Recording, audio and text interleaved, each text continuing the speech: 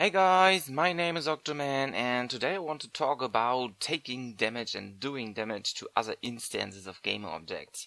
Well, this has been a request of a subscriber since I have a lot of that Healthbar tutorials outside, but I didn't actually show what kind of different damage possibilities you have. I want to try to explain several different, and then of course do all that healthbar stuff by taking that damage, by doing that damage. Okay, in my case in here, I want to start with taking damage on contact. That means on entering a trigger.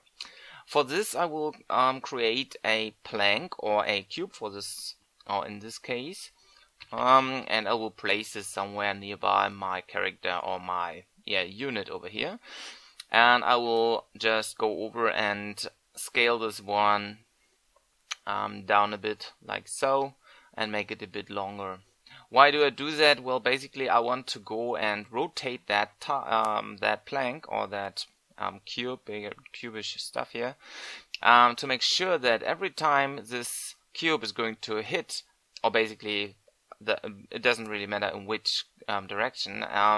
If that cube or that plank in here is going to hit my character, the character will take damage. So the plank in itself has to do the damage, and I will show you how you can do something like that at first. This also is possible to use with bullets or anything other stuff directly on hit. So if a bullet hits your character, then it will take damage, or basically the bullet will do the damage to the character and then do whatever it has to do. Okay, so let's rotate this plank pretty quick. I have a plank script already done, which just says transform.rotate and vector3.up by delta time and speed. So this plank will just rotate around. Let's see if this is going to work how it have to.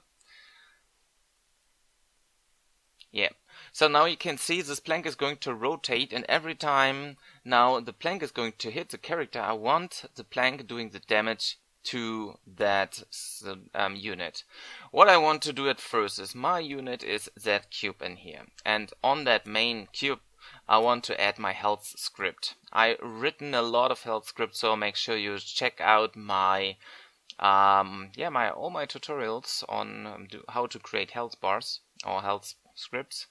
And what I do is in my health script I just enter the image for the health bar. I'm going to show you pretty quick what my health script is going to do. Basically I have an image component in here with my health bar. I have a maximum health of 100 on that character. I can change that at any time. I have a current health, which is just set to maximum health at the start of the game, and then I set the health bar to the corresponding health. So if I create a float value here for my health, and the current health is divided by the maximum health. So I have a percentage between 0 and 1, or basically a value between 0 and 1, and then I go over and scale the local transform of the health bar image, and then I just clamp this between 0 and 1, so there will be no overflow and stuff. Also, yeah, basically that's it. What I want to do is in my health bar script in here, I also want to go over. Let me just increase this a bit so you can see it better. I want to do some, or want to add some functions actually, and the same for my rotation plank script. What I want to do is I say this is just going to be a void, and as you can see I already have a 5 damage in here, so this damage value will be will represent the data I sent next to the health script. So what I want to do is I want to check if there is any trigger entered. So on trigger enter, so if this plank is going to enter any collider, no matter how I call this one, you can call this other or call or whatever, that's just a value. So what I want to do is in that on trigger function is I want to check if other.get other.gameobject dot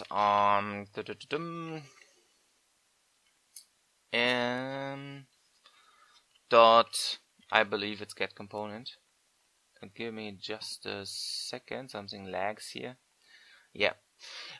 So I want to get the component inside of the game object I just hitted the collider with, and what I want to check is if this collider has my healthbar 2 script, which is this one. And when this is there inside, I will have later on a function which we will call.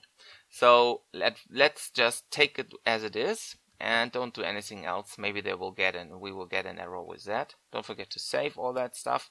Okay, and in here, in my healthbar 2 script, which I just created the connection to, I want to create a public void, which is also a function, and I call this one take damage. So anytime I can call this one, I need to enter any amount of damage and send that inside of take damage. So this is going to take one argument of a float, and this is going to be just an amount. You can also call this one damage amount if you like. I just call this one amount. Then we open some brackets in here, and what we want to do is every time I get hit by any amount, I want to recalculate the current health. And then I want to set the health bar to the current health once again. So the first or the most basic stuff in here is to say car health, which is my current or representing my current health, is going to be minus equal the amount which is coming in. So with that done, I'm gonna save this once again and go back to my Plank script. And then here I can say after getting the health script component, I can say dot, and here I have my take damage function, and I can just call this one, and in this bracket, since it's taking one float argument, I just sent in the float damage value, which is this one. I can enter a number, a float number, but using it like so will be easier for us, because we can also create random damage for this. I will go over that pretty soon, hopefully. So okay, what we do now is we take damage from the bar once we are hitting that because of that on trigger enter. Then after that I want to set the health bar once again, so I call the set health bar function again like so. I'm gonna save all of that. What will happen right now is if I go to play mode and that bar is going to rotate, it should decrease the health by 5 of my cube once it's hitting it. If it's not, I'm going to show you why. So now you can see it's rotating around, but it does not take any damage or no health is going to change. Well, that's basically because the unit itself needs to have, even if it's your character and anything else, needs to have a rigid body component on it. So type in here a rigid body or go to physics rigid body and add this one. I don't use gravity for my case, so I just disable this one. And now let's test this one once again. Now you can see there's still nothing working because I believe that cube in here, which is my plank, is not a trigger. Instead it is going to be, or currently it's in collider. What I want to do is I want to set this one to trigger and test again. Now you can see anytime the trigger is entering my cube, I take damage, and this is represented by the health bar's length. So this is the first possibility to take damage. Also, we may later on want to check, is the character or whatever we are hitting still, or is it still alive? So we want to go over and say we create a Boolean variable for this one, and this is called alive, and once we start we want to set alive to, no, not false, we want to set alive to true. So what we want to do and take damage is pretty simple. We want to check if alive is false, so if this character or that unit or whatever is not alive, then we don't want to go further in the script part. So we can just write in here return. So anytime this script is called by anything it's taking damage, in this case from the plank, we will check at first if this guy is alive or not. If it's not alive because it has no health left, it will not go further.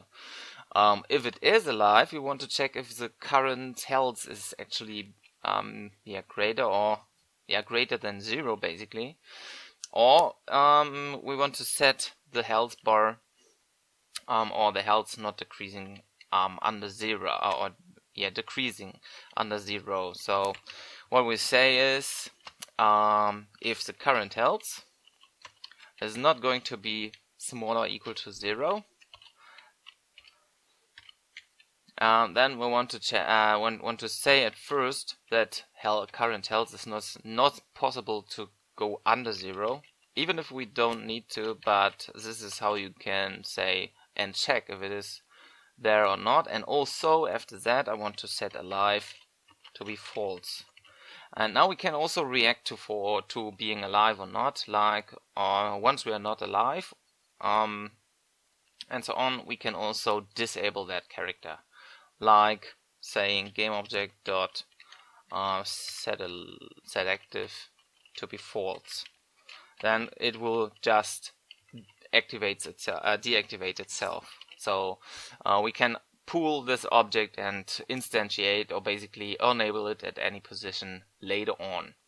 I don't want to go over this right now, so I just comment this one out once again. Now you know how to disable them, how you set alive to true or false, and also you may want to take that alive and set this one in start.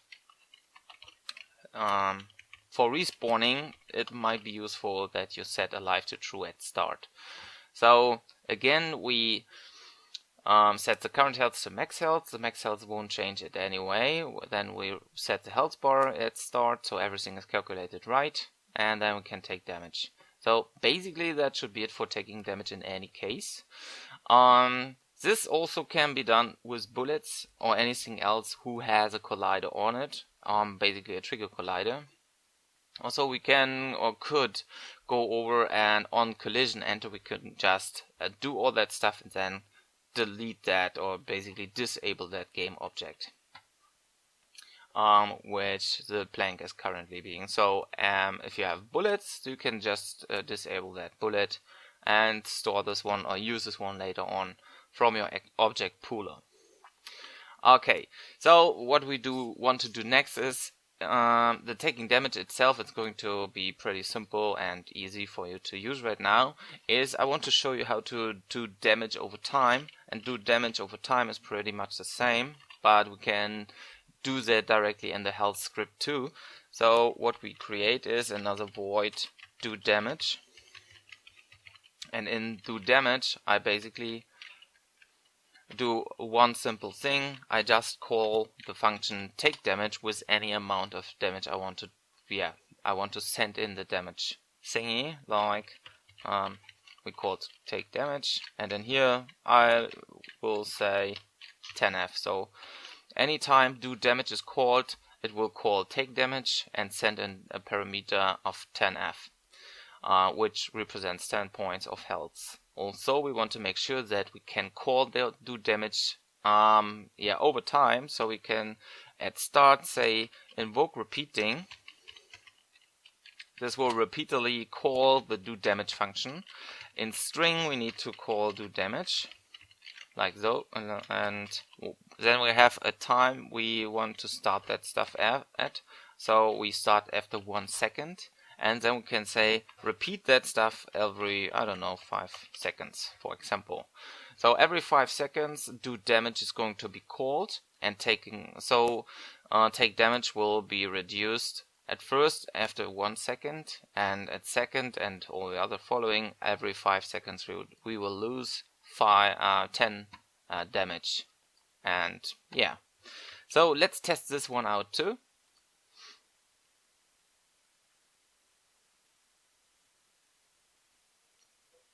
So as you can see, it is taking the damage from the stack or from that plank, and also from the damage over time. gonna show you this one pretty quick once again. So now you can see we wait 5 seconds and we'll reduce this again by 10 health. Okay, so this is the second possibility. Now we can also say we want a random amount. If you have bullets or anything else or random numbers between whatever, then you can recalculate or basically calculate every time you enter the trigger, recalculate the damage you deal or you should deal.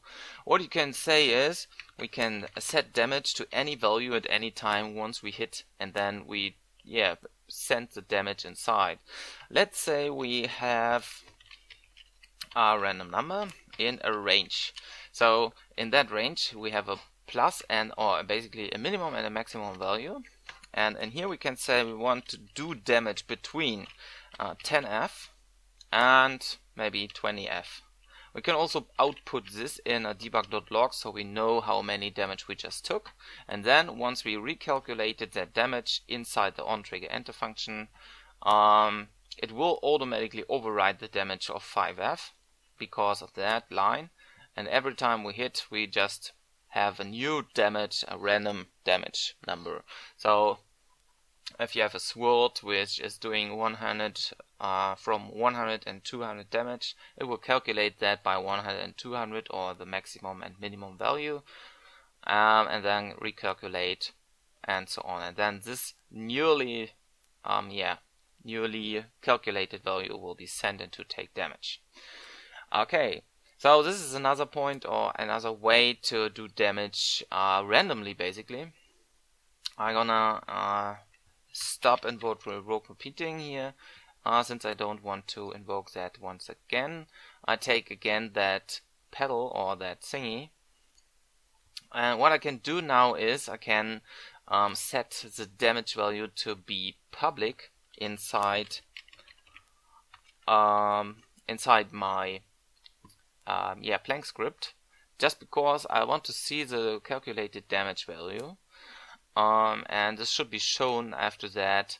So we start with 5 in the inspector, and now what we want to see is how the damage is going to be calculated. And now you can see it's somewhere floating around between 19, 20, 12 and so on and so forth. It will randomly calculate that numbers between them. So you may want to round those values up if you don't want to have that long floats or float values. So what we want to make sure is that we can maybe cap that thing. So let's do that pretty quick. So what we do is we just round that random range number by using massf dot round, and we can, as you can see, round any float value to the nearest integer. So we need to put that stuff into brackets once again, and there we go. I'm gonna save this, and now my random damage number should be rounded up or down depending on how near it is to the next value, and now you can see we have full numbers like 14, 10, 18, 17 and so on. Okay, so basically that's anything you may need to know about taking damage and doing damage.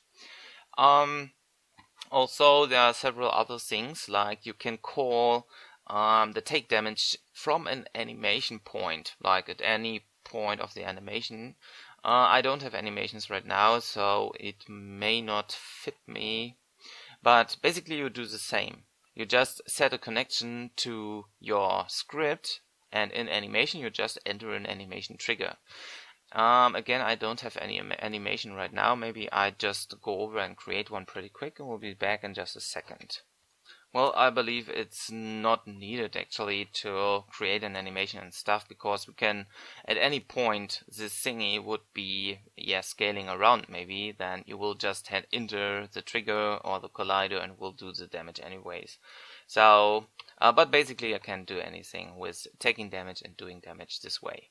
So I hope I was helpful in any way. I hope you understand what's actually happening within doing damage and taking damage by any game object in your scene. Yeah, and you can again call any public function from any place you want at any time, as I have done within here. So just go over and get the component, and yeah, do the damage to that component. Okay, that's pretty much it. Don't forget to save all your work. If you have any questions about that, just feel free to write me a comment under the video or a private message, and don't forget to subscribe to my channel if you haven't already. So, see you in the next tutorial. Bye bye.